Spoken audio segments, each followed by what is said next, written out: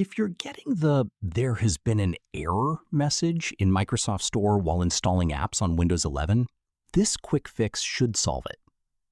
First, open the Start menu and search for Services, then open it. Now, scroll down and find Microsoft Store Install Service. Double-click on it. Make sure the startup type is set to Automatic. After that, click Stop, wait a few seconds, then click Apply and OK. Now, open the same service again and click Start to restart it. Then press OK and close the window. Next, open Settings from the Start menu. Go to Apps, then select Installed Apps. Scroll down and open System Components. Find Microsoft Store, click the three dots, and select Advanced Options. Now, scroll down to the Reset section. First, click Repair and wait for it to finish. After that, click Reset and confirm it. One more important step.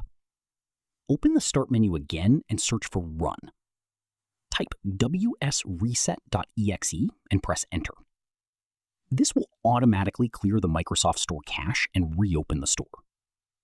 Now try downloading the app again, and the Microsoft Store installation error should be fixed.